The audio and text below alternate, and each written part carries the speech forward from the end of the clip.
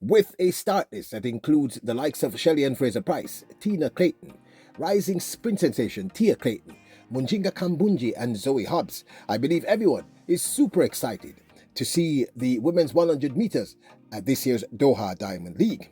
In other words, it will be the twin turbos against the pocket rocket. Welcome back to the channel, people. Welcome back to the channel. If this is your first time here, thank you for making it Peter Lloyd World. Go ahead, please hit the subscribe button so we continue to grow. You then hit the notification bell so you know when the next video drops. We drop a video at least once a day here in Peter Lloyd World. Also, if you enjoy the content, please hit that like button and finally leave your thoughts. So, on ready? Yep, good to go. The GOAT, the greatest of all time, Shelly-Ann Fraser-Pryce, is super excited, confident about the future of Jamaican track and field. Now, she had said this earlier in with one of the news agencies here in Jamaica. I believe it was either Jamaica Observer and or the Jamaica Gleaner. But at the press conference for the Doha Diamond League about 7-8 hours ago, she confidently once again spoke about the future of Jamaican track and field. If you talk about track and field and you talk about athletics in Jamaica and you see what we've been able to produce over the years, you know that we're in capable hands. You come to our high school championship, it's so strict, it's so rigorous, you know, just the training, the competition. So you find that year after year we're going to be producing great athletes coming out of high school. And then we're hoping that they make that transition. We're hoping that they're linked with the best coaches, the best management, and eventually they'll be able to get to that level. And not only that, they have seen athletes like us who continue to, you know, dominate, to continue to persevere, continue to really show up and give up our best. So I think those scenarios help to encourage them to understand that they already have a platform, they already have the blueprint, they already know what we're capable of, they already know we're strong, they already know we're fierce.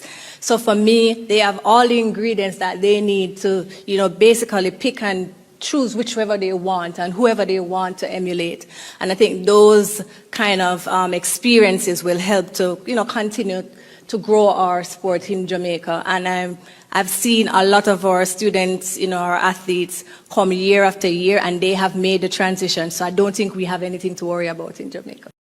Now, I don't believe Shelly-Ann Fraser-Pryce's statements are made because of bias, because he's Jamaican. I think she's just absolutely factual. The fact of the matter is the ISA Boys and Girls Championships is the greatest show in the world, certainly of its kind. It is one of the top 3 track and field spectacles that happen annually, and it's humongous, and it has produced countless track superstars, even the ones who were not gold medalists and winners at ISA Boys and Girls tracks. Have evolved into mega stars in track and field. So she's right, but we'll talk about that a little later in the video. Introducing Peter Lloyd World merchandise, where style meets comfort. From trendy tees to cozy hoodies, we've got something for everyone. Elevate your wardrobe with our high-quality, fashionable designs that make a statement. Whether you're hitting the streets or chilling at home, Peter Lloyd World has you covered. Shop now and upgrade your look with Peter Lloyd World merchandise. Available exclusively at Peter Lloyd World. Link in description below. The last time we saw Shelly-Ann Fraser-Pryce race against Tia Clayton was at the National Championships in 2024. And in fact, in the finals, she faced off against a Tia Clayton that had just hit her peak in the semi-finals, running that insane personal best, still the fastest in her age group at this time out of Jamaica. And this was the outcome. In fact, it was Tia Clayton who went second and Shelly-Ann Fraser-Pryce came third. This is the 100 meters women's finals at last year's Jamaica National Championships 2024. And across the globe, set, bang, where they go. Kemba Nelson, Fraser-Pryce got an excellent start. Tia Clayton is running the race of her life. Sharika Jackson turns on the afterburners now. Spectacular performance. 10. Now tomorrow, the 16th of May 2025, in Doha at the Doha Diamond League, the lineup of women who will be competing in the women's 100 meters includes the great Shelly-Ann Fraser-Pryce, who's making her overseas debut in an individual 100-meter event, and it is the season debut of Tia Clayton in the 100 meters. Now, the fact, as well as I should also state, the season debut in the 100 meters for Switzerland's MUJINGA KAMBUNDJI. And the truth is, I am super stoked about this 100 meters, because the truth is, I kind of think the 100 meters comes down to the Clayton twins, the Turbo twins, versus the Pocket Rocket herself. No, I'm not counting out MUJINGA KAMBUNDJI and or even Zoe Hobbs, but I really think if we look at the numbers thus far in the last 12 months, those are probably the persons who will be competing against each other. Now remember, MUJINGA KAMBUNDJI is coming off a win at the World Indoors in the 60-meter dash. And a good start from Van der Beken from Svoboda, but Dosso gets into a run in the second half of the race. Dosso coming under pressure. KAMBUNDJI repeats as World Indoor Champion. But as I stated earlier, this is KAMBUNDJI's 100-meter debut for the 2025 season, so we have no idea what kind of form she really is in. Now, the lineup features Tia Clayton, Tina Clayton, Shelly-Ann Fraser-Pryce, Zoe Hobbs, Amy Hunt, MUJINGA KAMBUNDJI, and Natasha Morrison, as well as Patrice van der Weken. This is a solid lineup, but I'm going to say it again. I do believe the race is really between KAMBUNDJI, the Clayton twins, and Shelly-Ann Fraser-Pryce.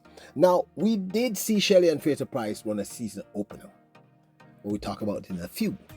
The last time we saw her run 100 meters, it was not a straight 100 meters, was at the World Relays, where she ran the second leg in the Jamaican quartet, which featured Natasha Morrison on the finals. That is herself running the second leg, meaning Shelly-Ann Fraser-Pryce. On the third leg was Tina Clayton, and on the anchor leg was Shericka Jackson. However, in the heats of the same event, it was Tina Clayton who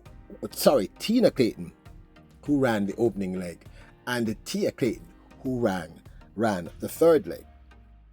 And truth be told, based on Shelly-Ann's run in both the heats and semifinals, but particularly in the heats where I thought she really laid down the fire, Shelly-Ann Fraser-Pryce is looking, as I said in a previous video, good.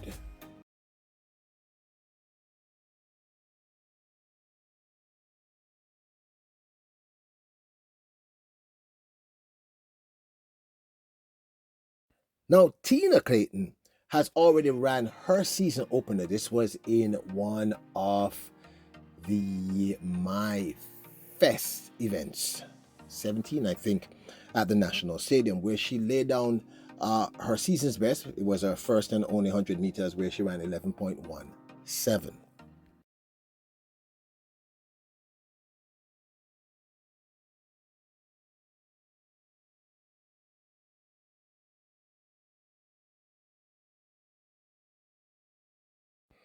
So, Tina Clayton, as I said, her season's best in the 100 meters is 11.17.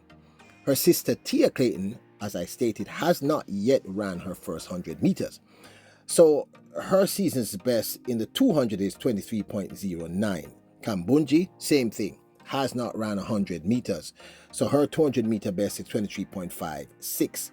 And the Shelly-Ann Fraser-Pryce, as I said to you previously, her season's best thus far in her only 100 meters is 10.94, and that was wind aided. Now, this of course is my 2 cents. Let's break this down logistically. Last year, we saw Shelly-Ann Fraser-Pryce lose to Tia Clayton. Tia Clayton had just hit her all-time best, and I believe if she's healthy, she should be better this year based on the 60 meters that we've seen her run thus far.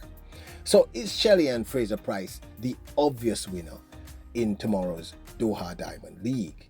Well, Tia Clayton may have something to say about that, but I must point out that Shelly-Ann Fraser-Pryce last year at the Jamaican National Championships was injured. She was injured throughout most of the year with a knee injury. Tia Clayton was at her best, no injury issues, and had just ran her personal best in the semifinals. So the truth is that matchup is not quite correct. If Shelly's at her best, and her disadvantage is clearly that she's 38 years of age, and Tia is, I think, what, 21 or something like that. The fact of the matter is, I would still say it would be difficult to decide who would win. Tina Clayton running 11.17 should not be in the mix in terms of at this point. But what I saw her do at the World Relays tells me that she's faster than 11.17 at this point, meaning that third leg that she ran in the finals. She did a solid job there. Not sure if she can factor in the win. And I'm going to be honest, we cannot discount MUJINGA KAMBUNDJI. We just can't. KAMBUNDJI is a great talent. And last year, I pointed it out repeatedly, she was injured throughout most of last year. If she's back to her winning ways, she could be a factor. So to be honest, if we look at the previous races, Shelly's 10.94, although it was very wind aided. The fact is, Tia Clayton is improving. She is improving in terms of her 200 meters. We've been seeing them running her in 200 meters, which is good. Tina Clayton seems to be getting back into form. I really do think, if all goes according to plan, that the race should really be between the twin turbos versus the pocket rocket. Who will win? The rocket or the twin turbo? Who do you think? But I am saying, if I am to be completely honest, if I factor in age, etc., I still think Shelly-Ann Fraser-Pryce should walk away with the win. But if Tia wins, I will not be shocked, because Tia has developed a taste for winning, especially in the 100 meters. But a healthy Shelly-Ann Fraser-Pryce, even at 38, is very hard to beat based on this lineup. And Tina Clayton currently is ranked number 8 in the world over the 100 meters. So this is going to be really interesting. Can Tina be a factor? Never underestimate Tina, because as I said, she seems to be coming back. Now, as for Shelly-Ann Fraser-Pryce's comments about the future of Jamaican track and field, I've been saying that for the 2.5 years I've been doing this channel on track and field. I understand that we panic occasionally, but I'm not big on panicking. I look at the numbers, and the numbers tells me that we are still doing exceptionally well. We are still grinding out the great ones. We now have a Brianna Liston, a healthy one, would be dangerous. A Tina Clayton, dangerous. A Keem Blake, dangerous. Kishane Thompson, dangerous. All of them are under 25 years of age, people. Oblique, dangerous. We have and Serena Cole looks like she's kind of slowly getting there. Crystal slowly.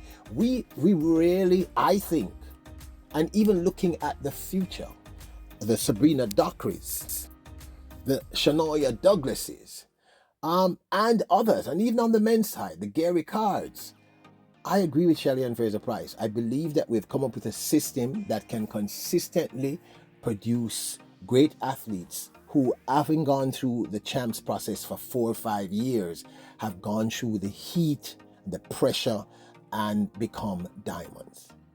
Now, many of them are able to transition fairly well into the pro leagues. And I've said to you in several videos, the percentage of people who successfully transfer, who make that transition from amateur to pro is like 2%. So we are above average, I think. So are we still going to be the sprint capital? I think so. I believe that Shelly-Ann Fraser-Pryce is right. She sees a great future, and so do I. We just need the private sector and the Jamaican government, to contribute a tad more. So who do you think will win tomorrow? Do you give it to Tina Clayton, her first season opener, or do you give it to Shelly-Ann Fraser-Pryce? But this, of course, is my 2 cents. I'd love to hear your thoughts. Now, don't forget to support the channel. Take a look at our merch at ourprintify.com. I'll leave a link in the description below. And if you want to buy something, buy something. We will not say no. Also, consider becoming a member of Peter Lloyd World. And don't forget to hit the subscribe button, notification bell, and hit the like button. Remember, your royals, kings and queens. Bless us.